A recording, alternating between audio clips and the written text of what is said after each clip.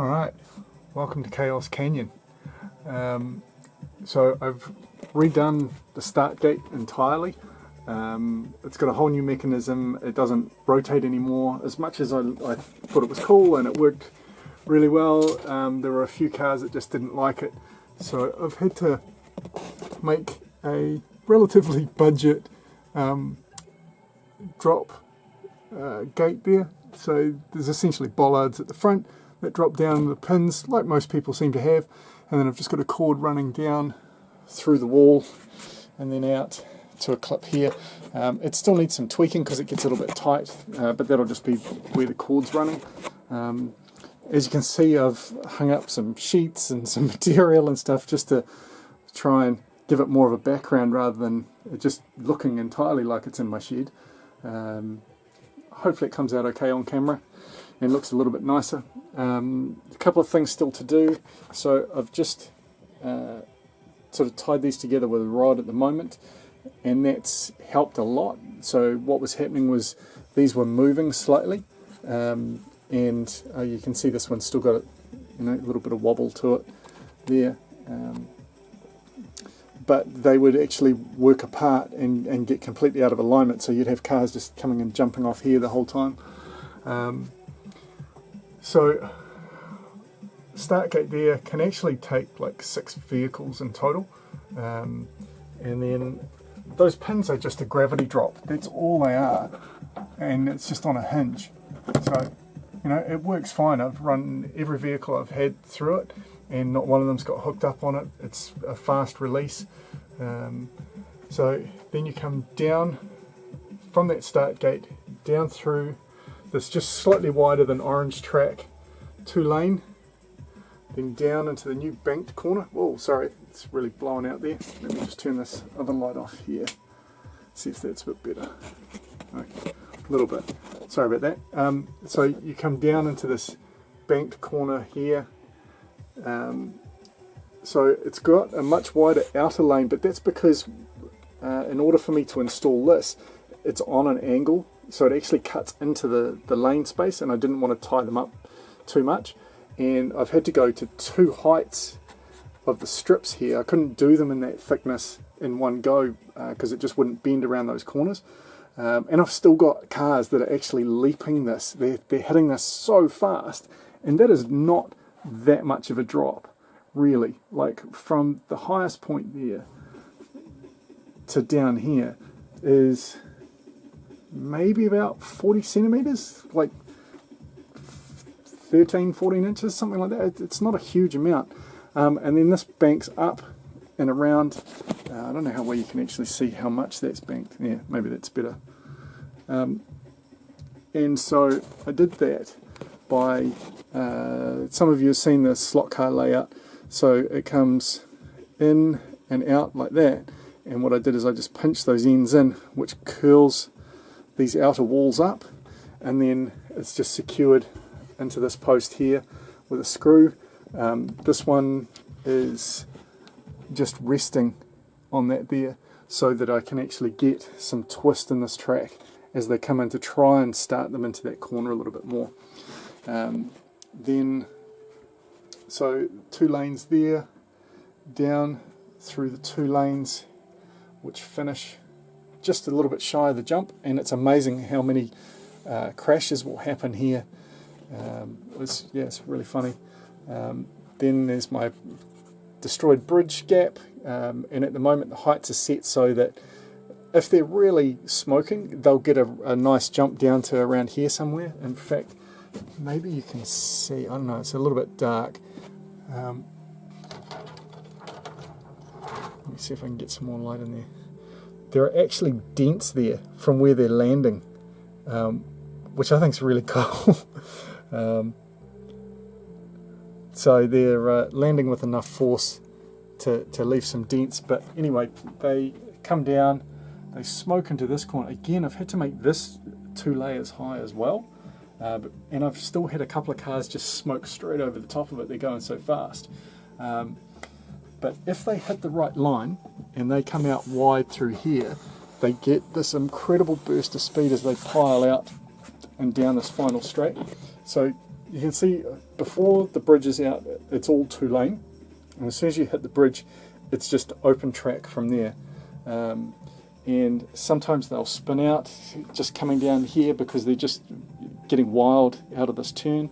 Then there's a slightly narrower part here, and this is primarily because this is my sewing machine table that I'm kind of working around, and rather than putting a big kink out in the track and back in, it was easier just to narrow the track a little bit. So like if the car's coming down sideways, which they have done, they will actually jam there or get flipped out of the track, but most of the time they'll pass through there fine.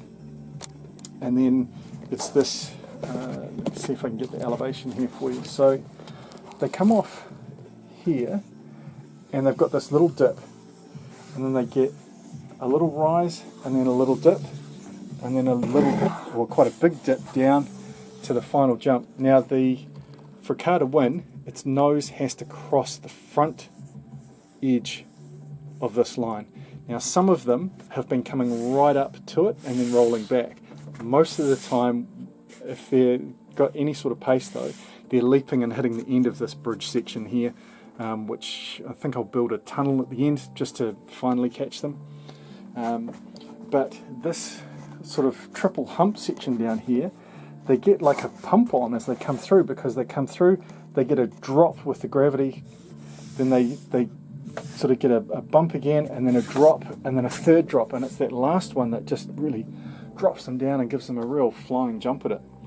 On the testing tonight, this is the lineup of cars that have had enough successful runs that they will be eligible for the tournament, and there are 31 vehicles. I'd set a maximum of 30 entries, and you know, if it's less than that, that's great, because that's less race that I have to run, considering it's my first one. But it's the Kenyan Overlord race, and that is a King of the Mountain style event where drivers will be going head to head in a single elimination round. They get it's best out of 3, so they'll get an alternate start in each lane, and if they need a third run to decide the winner, the lane is decided by coin toss. Alright, so there's a lot of randomness to it. And then in terms of how you get into the competition, this is just open to any of my subscribers or anyone on the Redline Derby forum that just goes along and puts their name down. I just need a team name and a driver name, and you're in. It's that easy. Like I said, limited to a maximum of 30. Then I've also got some double up vehicles here.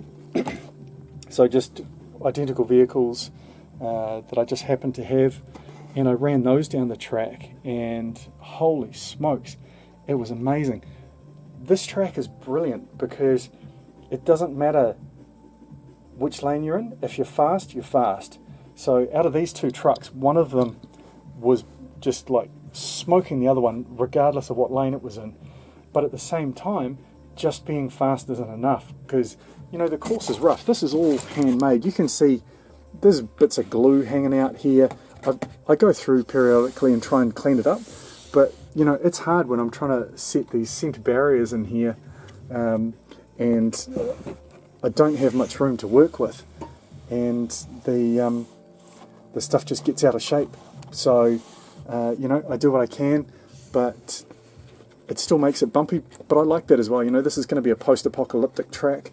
There's going to be derelict buildings and things here, so you know, that's just all part of the vibe.